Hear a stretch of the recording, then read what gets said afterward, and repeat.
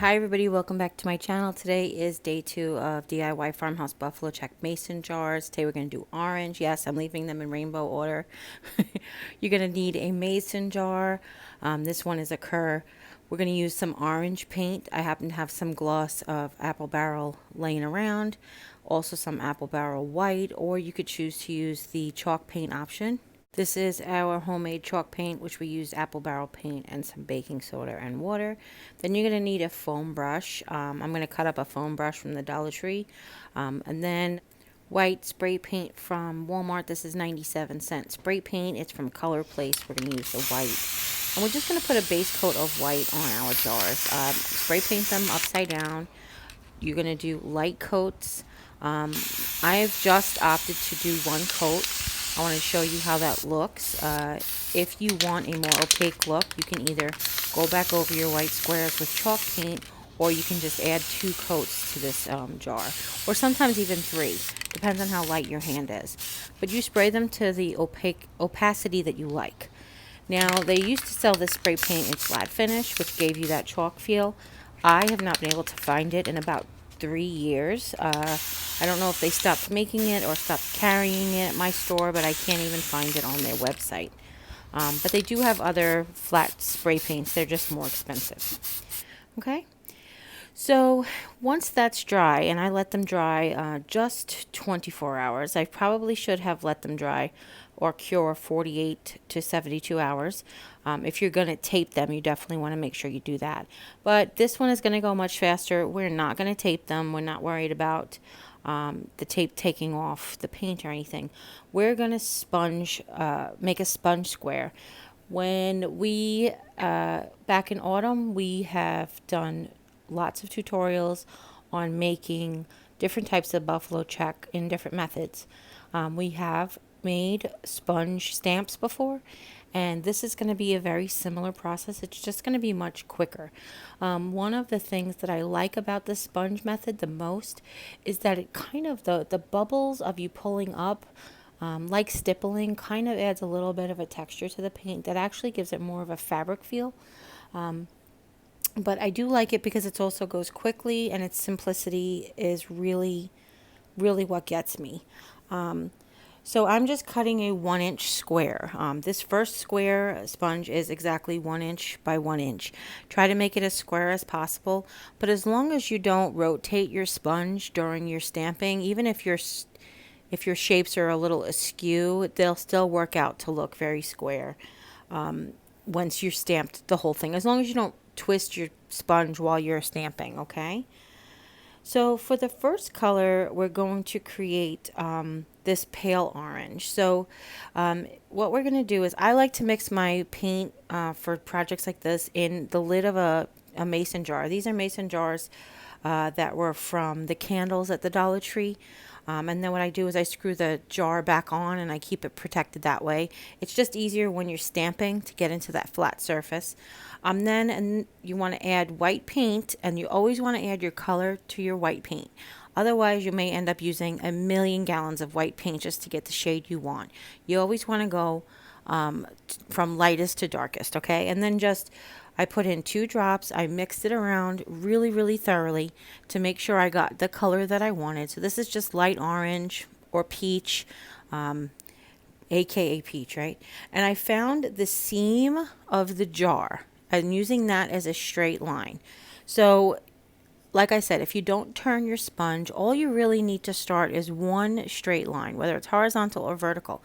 But we're going to go ahead and take that vertical line. I'm going to line the edge of our sponge up against that white paint. That straight line.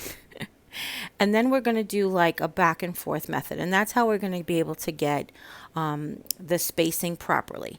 So I'm going to stamp on one side of the seam, and then I'm going to stamp just next to it where the corner connects on the other side of the seam, and then back and forth, and then I'll have my distance in height and my distance in width will come, but I figured out how the spacing is on there.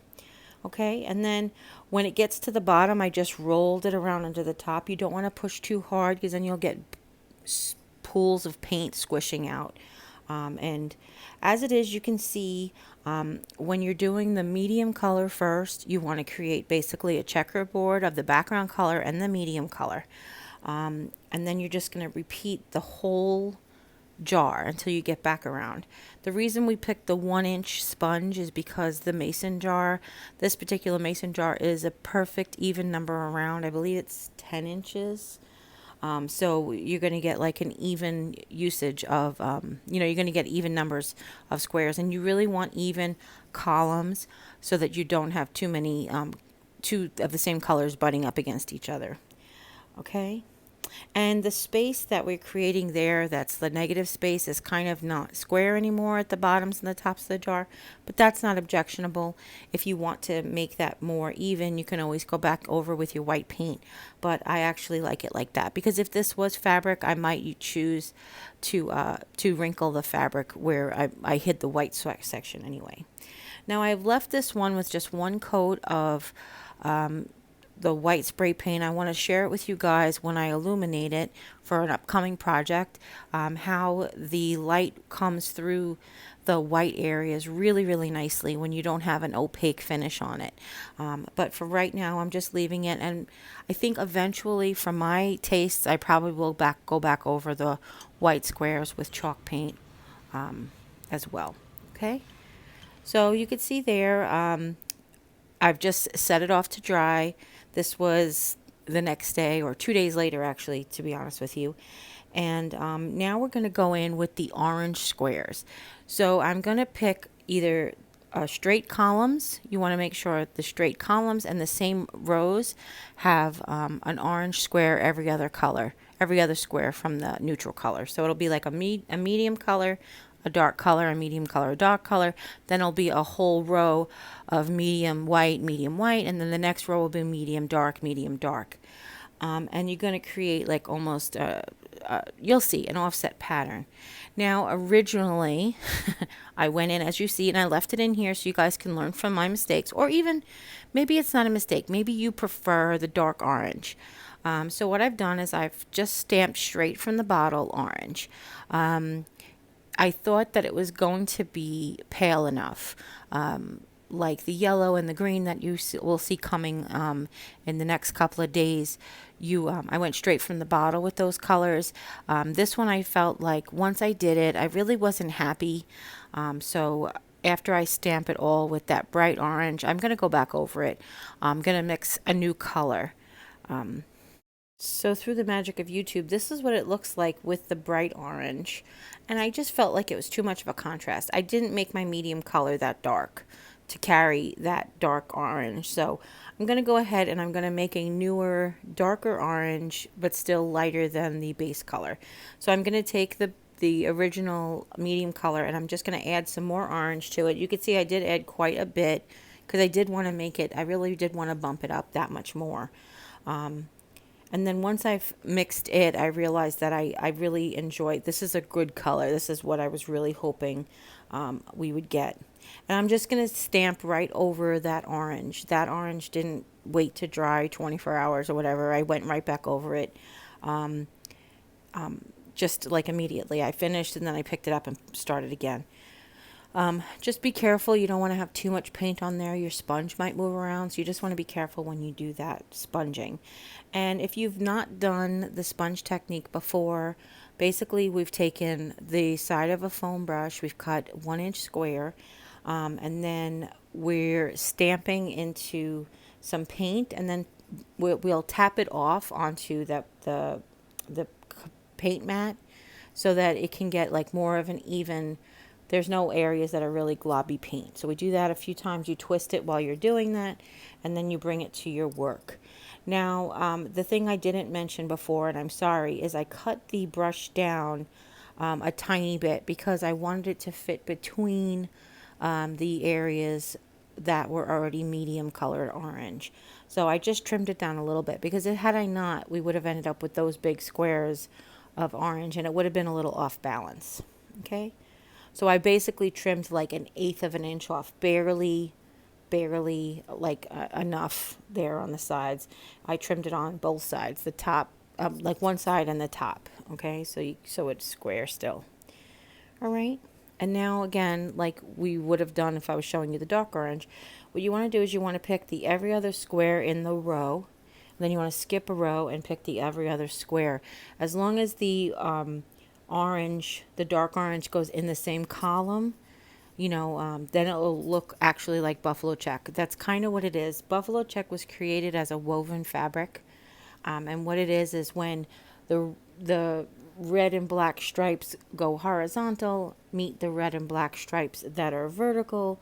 Wherever they intersect red and red, it's bright red. Wherever it intersects black and black is straight black. But wherever it intersects black with red is where you get that medium color. And I know that's the same with gingham, but I know that buffalo check has kind of hit the scene the last 5 or so years. It's become really big, and that was originally how the buffalo check was created. But it's created like gingham. Gingham is just the name for the smaller bits of check. And I was going to name these gingham, but I know that in the searchable feature, you guys will look up buffalo check, so I figured I would share that with you guys that way. Okay?